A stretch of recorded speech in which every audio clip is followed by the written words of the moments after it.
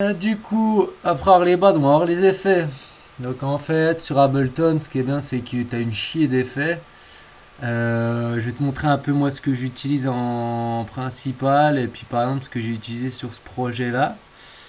Donc, quand tu as une piste, quand tu ouvres un projet de base, tu te fais une piste MIDI, bah là par exemple on va se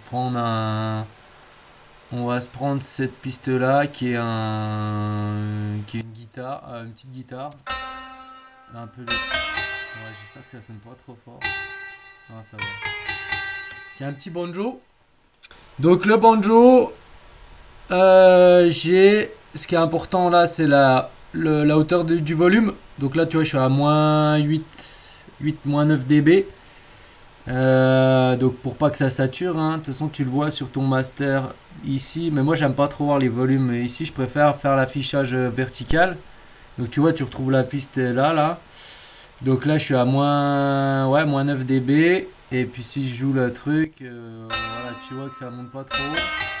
Surtout que mon master, que je vais équilibrer après toutes mes pistes pour faire ce qu'on appelle le mixage mastering, quoi.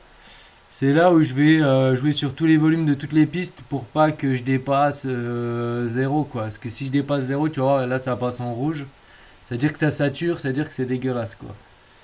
Donc j'ai ici le volume que je peux, tu vois, en maintenant le clic, soit je descends la souris, soit je monte la souris. Faut pas aller de droite à gauche, faut aller de haut en bas. Je règle le volume.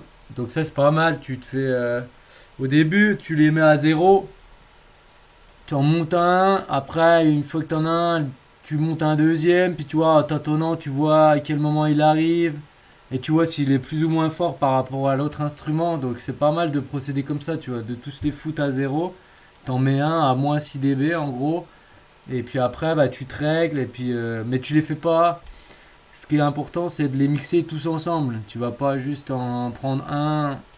Regarder par exemple, tu vois, si je prends le kick, je vais pas régler juste une fois que j'ai réglé mon hi-hat, je vais pas le remettre à zéro, je vais le laisser. Et du coup, ma basse, je vais le régler en fonction de mon hi-hat et de mon kick. Après, mon banjo, je vais le régler en fonction de ma basse, de mon kick. Et tu vois, il y aura tous les instruments en même temps. Ce qui permet de faire un vrai mixage des sons, quoi. Parce que sinon, tu t'as aucun repère, quoi. Donc, t'as ça. La partie qui est à gauche, là, t'en as pas trop besoin. Et du coup, par défaut, tu vas avoir donc deux pistes retour A et B. Donc c'est une piste reverb où tu vois il y a déjà un effet de reverb qui est déjà placé, qui est pas mal, hein, qui est bien configuré, et une piste delay qui est pas mal, qui est intéressante aussi.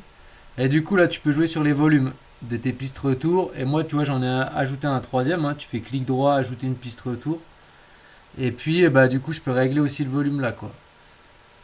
Donc ça c'est pour régler tes volumes et du coup on va voir comment faire varier bah, ces effets-là dans un son. Donc il y a une touche qui s'appelle la touche A, hein, de ton clavier qui permet de voir les automations. Les automations c'est justement toutes ces courbes en rouge ou en continu ou en pointillé. En pointillé c'est quand tu n'utilises pas du tout l'effet. Tu vois par exemple la track volume, bah, j'ai pas fait varier le volume, donc là, voilà, je reste à moins 8 dB, donc le truc reste en pointillé. Par contre, ici, tu vois la reverb, je l'ai utilisé. Donc, quand je clique ici, donc j'ai mon mixeur. Donc, je peux voir, donc ça, c'est le nom de mon instrument. Sur mon instrument, bah voilà, j'ai plein d'effets que je peux mettre qui sont par défaut. J'ai mis un compresseur, bah tu vois, ça c'est mon instrument, ça c'est mon compresseur. J'ai mis un dual delay et un chorus. Donc, en gros, ça, je les retrouve tous ici. Et j'ai mon mixeur c'est l'ensemble du truc. Et du coup, dans mon mixeur, j'ai le volume de mon instrument avec tous les effets, enfin le volume général de la piste, quoi. Et puis, bah, mes pistes retour, quoi. Donc, par exemple, si je prends un. Il y a un petit bouton rouge parce que justement j'ai mis une automation, sinon il n'y aurait pas de bouton rouge. Et du coup, bah, je vais dire, voilà, je vais me mettre à je vais régler les hauteurs de volume. Par exemple, là, je voulais qu'il y ait plus de reverb. Donc là, si tu écoutes, j'ai fait monter la reverb à fond. Alors,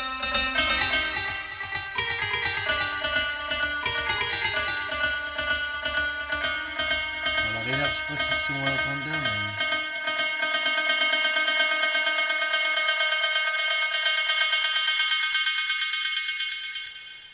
Bon, on entend là, en tout cas, on entend bien la reverb. Le delay, bah, tu vois, c'est pareil. Au début, j'en avais pas. Donc ça sonne assez sec. Et après, je l'ai fait monter. Donc comment je l'ai fait monter? J'ai fait monter juste le volume.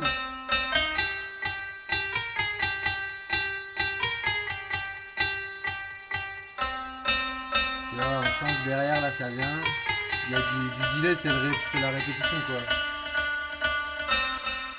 Et du coup, bah voilà, là, ça, t'as déjà ces effets-là de base que tu peux jouer avec, quoi, en gros.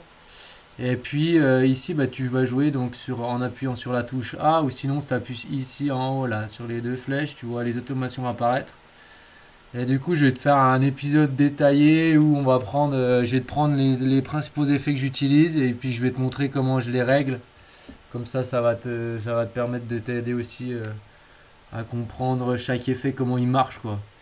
Donc là, c'était plutôt pour voilà, comment je gère mes effets sur chacune de mes pistes au cours d'une musique, quoi. Donc vraiment avec les automations qui sont vraiment la base, quoi, sur Ableton, quoi.